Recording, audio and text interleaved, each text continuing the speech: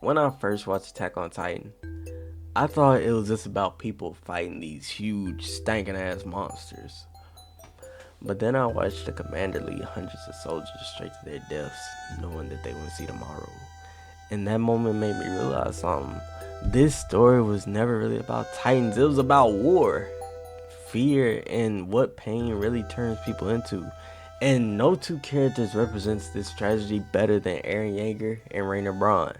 What's good, folks? We back, and today I want to talk about Attack on Titan because after finishing the entire story in just 4 days, I honestly think it's up there for one of the most tragic stories I ever seen.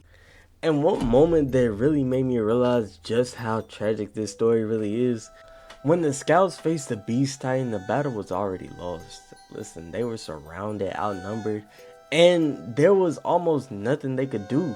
And their commanders knew it. Instead of pretending that victory was even possible, he chose to turn death into a distraction. And the thing that makes this moment so powerful is the soldiers themselves, because they were terrified. Many of them just joined the scout, and some of them had just left their families behind, hoping that they could build a future for themselves.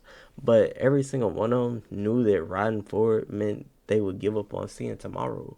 And what makes Aaron Smith such a powerful leader, he wasn't chasing victory, he was chasing the smallest possible amount for humanity to actually survive.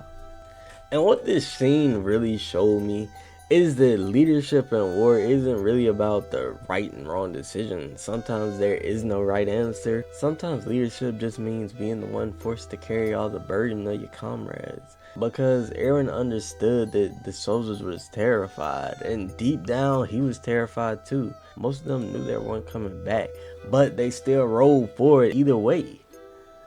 And that's when I realized something important about Attack on Titan. Every side of the war truly believes they're fighting for survival. And that's exactly what makes this story so tragic.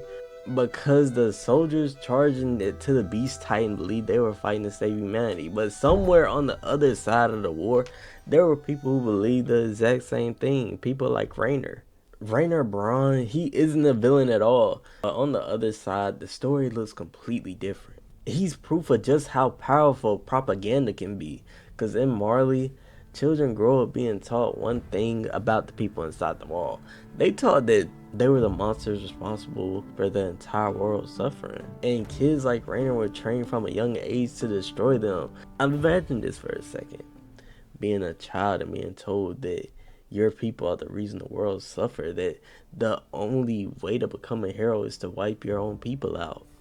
When Rainer finally gets to the island, something unexpected happened. The devils who he was supposed to hate so much just turned out to be normal people like him. And that's when the real battle for Rainer begun, because Rainer, he wasn't fighting enemies anymore. He was fighting his own consciousness, and eventually the conflict, it really started to break him, because he finally started to make friends with the people on that island. And not only that, he couldn't take back the deaths that he already caused. Rainer shows us what happens when someone is raised to hate themselves. And that's honestly one of the saddest parts of the story, because throughout history, even in the real world, people have been raised with certain beliefs about other groups. Beliefs that shape how they see the world before they're even old enough to question them. And when you grow up surrounded by that kind of thinking, it becomes your reality. That's exactly what happened to Rainer. He didn't wake up one day and decide from the enemy. He was shaped into it. And that's what makes his story so tragic, because by the time he realized that people inside the walls aren't devils, it's already too late. But while Rainer's story shows what happens when someone is raised to hate themselves, Eren's story shows what happened when someone slowly begins to hate the entire world. And listen, Eren, he started off as a kid chasing freedom. Listen, he wanted to see the sea. He wanted to see the outside world. He was ambitious. He was optimistic. And he wanted to explore the unknown. He wanted to see what the world outside was like. He believed it was freedom. And like a lot of people in the story, he believed that once the Titan were gone, humanity could be free. But not only that, he wanted revenge against the monsters that took everything from him. Because if you look at it, Eren Yeager, he watched his mom get eaten, and not only that, he watched all his comrades die because of these titans. But the more Eren learned about the world, the worse that truth became, that the enemies weren't just some mindless titans anymore. They were an entire nation. And slowly over time, the same kid that wanted freedom and wanted everybody to be happy started to change. Eren didn't wake up one day and decide to destroy the world. He slowly became someone who believed that there was no other choice. The future he saw, the wars he knew that were coming, and the hatred aimed at his people, it pained him. And if you actually put yourself in Eren's shoes, I know it sounds crazy. If you're shown the future and you see nothing but war, destruction, and you don't see anything good, you don't see anything to appreciate, you're gonna eventually start to think that the world has nothing good going for it, because all these visions of the futures that he's seeing, they're all bad. There's always someone who ends up getting hurt. And I feel like that's actually a big factor, because I feel like it would be different if he was able to see the good in the world. And at the end of the story, you could see that pain broke Eren, and it didn't just broke him, it reshaped him into this monster who wanted it all to go away. But what makes Attack on Titan so powerful isn't just the battles, it's the cycles between them. Because if you really look into it, all this was created because of fear. And when you go back and look at the history of the world in Attack on Titan, you start to understand why that fear existed in the first place. The Eldians were people who had this power to turn into titans, and that kind of power really terrified the rest of the world, because imagine living in a world where someone could just transform into a giant monster capable of destroying everything. Even if most Eldians never used that power, the fear that they could was enough, and fear like that spreads extremely fast, and over time that fear turned into hatred, and that hatred turned into oppression. An entire generation of people were taught to believe Eldians were devils, not because of who they were as an individual, but because of what they might become.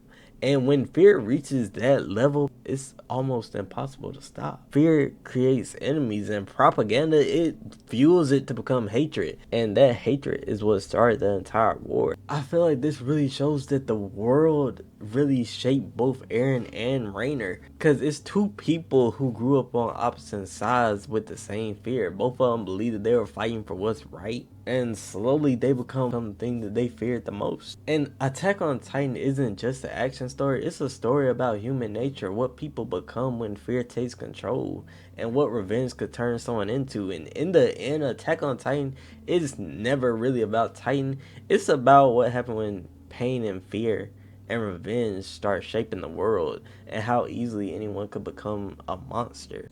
And I'm not gonna lie, usually when I get into a show, I think it's all about boom boom, big boom booms and stuff. Maybe it's because of Dragon Ball Z, but this showed me that there's a lot more to it, and it could get real tragic. And this story really made me just look back on the history of the world, and you see how propaganda really shaped the world as we know it today. And it's really relatable to the real world.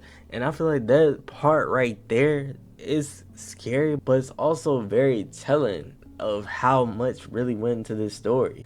And listen, when I look at Eren and Renier, they definitely fit the story the best, because you see what they were raised like, how they were raised, and how it shaped everything around them. And the thing with Eren, I feel like that book, it really showed them that the sea, listen, it talked about the sea and what it is and everything like that. And it didn't talk about the actual history behind what they were doing, because they were hidden, because they were made to believe that nothing was outside those walls, that nobody else was on Earth.